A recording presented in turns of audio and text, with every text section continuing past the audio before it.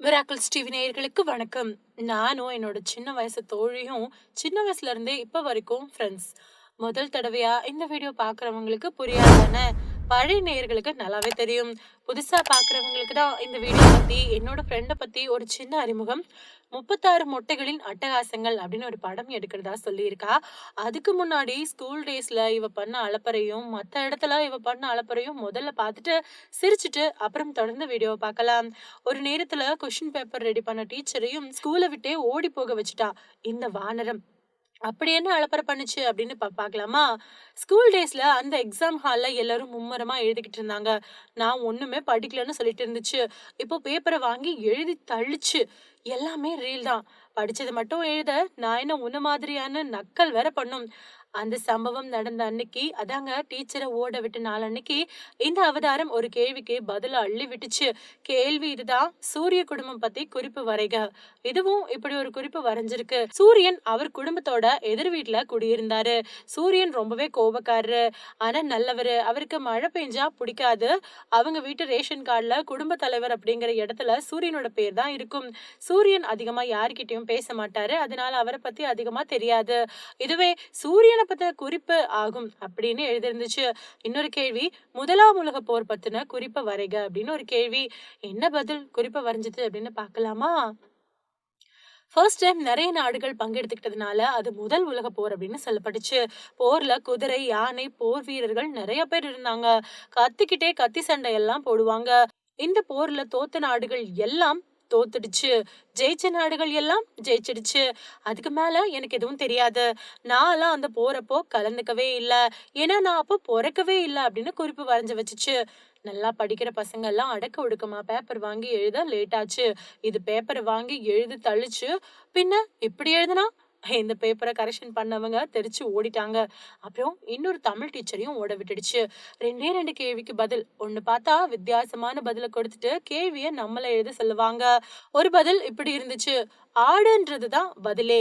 இதுக்கு பொருத்தமா ஒரு கேள்வி எழுதணும், ஒரு கருத்தை எழுதணும். ஆடு அப்படின்ற பதிலுக்கு கேள்வி எழுதுச்சு: நம்ம இம்சையரசி, டான்ஸ் ஆட தெரிஞ்சா சாது மிருகம் அது. இப்படி கேட்டுச்சா? அடுத்து இப்போ ஒரு கருத்து எழுதணும். அதையும் தான் எழுதுச்சு. இந்த ஆட்டுக்கு ஒரே ஒரு மாசம் தான் தெரியும். மீதி மாசமும் அதேதான் சொல்லும். ஆட்டுக்கு மே மாசம் மட்டும் தான் தெரியும். மீதி மாசமும் இதேதான் சொல்லும். அதனால பொய் சொல்றதுல ஆடுதான் நம்பர் 1 அப்படின்னு எழுதி வச்சுச்சு. கரெக்ஷன் பண்ண தமிழ் டீச்சர் தெரிச்சு ஓடிட்டாங்க. இதே மாதிரி இன்னொரு தமிழ் டீச்சரையும் பின்னங்கால் பெடரில் அடிக்கிற மாதிரி தெரிச்சு ஓட விட்டுருச்சு. ஆடு புல் மேய்கிறது, இது நிகழ்காலம். இத இறந்த காலமா மாத்தணும் அப்படிங்கன்னு சொன்னாங்க.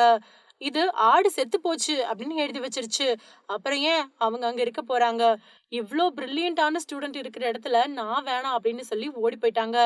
வளர்ந்த பின்னாடி கூடவே ஒண்ணா வேலை செய்யறப்போ ஒரு நாள் ஒரே ஃபீலிங்கா இருந்துச்சு. சரின்னு ஒரு சித்தர்ட்ட அட்வைஸ் கேட்கலாம்னு கூட்டிட்டு போனேன். அந்த சித்தரை 2 நாள்ல ஊரை விட்டு காலி பண்ண வச்சிடுச்சு. என்ன அலப்பறை பண்ணுச்சுன்னு இப்ப பார்க்கலாமா? சித்தர்ட்ட போனப்போ ரொம்ப பவ்யமா இருந்துச்சு. அவர் நெகட்டிவா சொல்றப்போ உனக்கு தான் அப்படின்னு சொல்லிச்சு. கேட்டுக்கோ, சும்மா இருந்தா என்ன சீண்டுச்சு. பாசிட்டிவா சொல்லும்போது எல்லாம் எனக்கு தான் சொல்றாரு அப்படின்னு இல்லாத காலரை தூக்கி விட்டுக்குச்சு. சித்தர் சொன்னாரு: கண்ணுக்கு கிட்ட சின்ன கல்ல வச்சாலும் பெருசாதான் தெரியும். அதே மாதிரிதான் பிரச்சனையும்னு சொன்னாரு. மைண்ட் வாய்ஸ்ன்னு நினைச்சுக்கிட்டு இது சத்தமா கண்ணு கிட்ட இருக்கிற சின்ன கல் இல்லையே, பெரிய பாறாங்கல்லாச்சேன்னு சொல்லுச்சு. சித்தர் கேட்டுட்டே நான் இருக்கிற இடத்துல அமைதி இல்லையேன்னு இப்போ சித்தர் நீ கொஞ்ச நாளா மௌன விரதம் இரு, நீ இருக்கிற இடத்துல அமைதி இருக்கும் அப்படின்னு சொன்னாரு. எத்தனை நாள்னு கேட்டுச்சு. வாரத்துல 7 நாள் மட்டும்னு சித்தர் சொன்னாரு. எனக்கு புரிஞ்சு போச்சு. சிரிப்பு அடக்கிறதுக்குள்ள போதும் போதும்னு ஆயிடுச்சு. சித்தர் சொன்னாரு: ஆசைதான் கவலைக்கு காரணம், அதனால ஆசைப்படக்கூடாது அப்படின்னு சொன்னாரு. இது எல்லாம் புரிஞ்ச மாதிரி தலையாட்டிக்கிட்டு கிளம்புச்சு. அப்பாடான்னு கிளம்பி வெளியே வந்தா இது 7:30 எப்படி கூட்டுச்சுன்னு யோசிக்கும் போல. அது சொல்லுச்சு: ஒரே ஒரு டவுட், அதுதான் கவலைக்கு காரணம்னு சொன்னாரு. ஆசைதான் கவலைக்கு காரணம்னு சொன்னாரு. ஆசைப்பட வேணாம், கவலை வராதுன்னு சொன்னாரு. கவலைப்படாம இருக்கணும்னு நினைக்கிறதும் ஒரு ஆசை தானே. டேலி ஆகலையே, வா போய் கேட்டே வந்துடலாம்னு சொல்லிச்சு. நீ முன்னாடி போ, நான் பின்னாடி வரேன்னு சொல்லிட்டு கிரேட் எஸ்கேப் ஆயிட்டேன். இது போய் அவர்கிட்ட இதை கேட்டிருக்கும் போல. ஒரு வாரம் அப்புறம் வா அப்படின்னு சொல்லிட்டு அனுப்பிட்டாரு. மறுநாளே ஊரை விட்டு தெரிச்சு ஓடிட்டாரு. இப்படி வீர தீர பராக்கிரம வேலைகள் நிறைய செஞ்சிருக்கு. இப்படிதான் ஒரு தடவை பஸ்ல ஒரு ஸ்கூல் பையனை பஸ்ல இருந்து தெறிக்க ஓட விட்டுடுச்சு. என்ன பண்ணுச்சு அப்படின்னு பாக்கலாமா? வழக்கம் போல பஸ்ல உட்கார இடம் கிடைக்கல. இதுவும் வழக்கம் போல 3வது சீட்ல வழக்கம் போல வாமிட் வர மாதிரி ஆக்ஷன் பண்ணி இருந்தவர்களை எல்லாம் எழுப்பி விட்டு உட்கார்ந்துக்குச்சு. பக்கத்துல ஒரு ஸ்கூல் பையன் இவகிட்ட டைம் என்னக்கா அப்படின்னு கேட்டிருக்கான். இவள அக்கான்னு சொல்லிட்டானாம். ஒரே பேட் ஃபீலிங். பதிலுக்கு இவன் நீ எத்தனாவது படிக்கிற அப்படின்னு கேட்டா. அவனும் அப்பாவியா 9th ஸ்டாண்டர்ட் படிக்கிறேன்க்கா அப்படின்னு சொன்னான். பதிலுக்கு இவ என்னை விட நீ 7 வயசுதான் பெரியவனா அப்படின்னு அந்த பையனை பார்த்து சொன்னான். அப்புறம் ஏன் அந்த பையன் அங்க இருக்க போறான்? அடுத்த ஸ்டாப்லயே இறங்கி ஓடி போயிட்டான். பக்கத்துல நின்னுக்கிட்டு இருந்த ஒரு லேடி எலெக்ஷனுக்கு ஓட்டு போட்டியாமான்னு தெரியாதனமா கேட்டாங்க. அவங்கள இதுக்கு அடையாளம் தெரிஞ்சது. ஆனா இவங்களுக்கு அது அடையாளம் தெரியல. ஸ்கூல் படிக்கிறப்போ ஒரு டீச்சரை ஓட விட்டுச்சே, அந்த டீச்சர் தான் இவங்க. மறுபடியும் ஒரு பதில சொல்லி அவங்கள பிச்சுக்கிட்டு ஓட விட்டுருச்சு. இல்ல நான் ஓட்டு போடல. ஏன்னா 18 வயசு ஆனாதான் ஓட்டு போடணுமாம். இன்னும் எனக்கு 2, 3 எலெக்ஷன் ஆகும் போல அப்படின்னு அள்ளி விட்டுச்சு. அவ்வளவுதான், அவங்களும் பிச்சுக்கிட்டு ஓடிட்டாங்க. இன்னைக்கு மார்னிங் ஆபீஸ் வரப்போ ரொம்ப ஹாப்பியா வந்துச்சு. என்ன மகிழ்ச்சியா இருக்கே அப்படின்னு கேட்டேன்.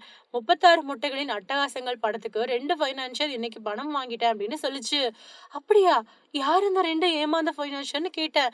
எங்க தாத்தா பையன் கிட்ட வாங்கிட்டேன். இன்னொரு பைனான்சியர் என்னோட தாத்தா பொண்ணு அப்படின்னு சொல்லுச்சு. அப்பா கிட்ட வாங்கினதும் அம்மா கிட்ட வாங்கினதும் தான் இப்படி சொல்லுச்சு. எப்படி கொடுத்தாங்கன்னு கேட்டேன். அப்பா கிட்ட நீதான் ப்ரொடியூசர்னு சொன்ன, அம்மா கிட்ட நீதான் தயாரிப்பாளர்னு சொன்ன. அப்பாவுக்கு தெரியாம அம்மாவும் அம்மாவுக்கு தெரியாம அப்பாவும் பணம் கெடுத்தாங்க அப்படின்னு சொல்லுச்சு. நான் அட கடவுளே, அந்த படத்துல நீதான் ஹீரோயின்னு சொன்னியா அப்படின்னு கேட்டேன். அது நோ நோ, படம் வாங்கும்போது ரிஸ்கான விஷயம் எல்லாம் சொல்லக்கூடாது அப்படின்னு சொல்லுச்சு. என்ன ஒரு புத்திசாலித்தனம்! எப்பவுமே இப்படிதான் ஏதாவது அலப்பறை செஞ்சுக்கிட்டே இருக்கும். அடுத்த வாரம் வர வீடியோல நாம பார்க்க போறது 2 வீலர் இல்லாம ஆட்டோல வந்து இறங்குச்சு. தலைவிரி கோலமா அழுதுகிட்டே வந்துச்சு. ஏன் இப்படி, என்னதான் ஆச்சுன்னு அடுத்த வார வீடியோல பார்க்கலாம். அது வரைக்கும் இணைஞ்சிருங்க நம்ம மிராக்கிள்ஸ் டிவி கூட.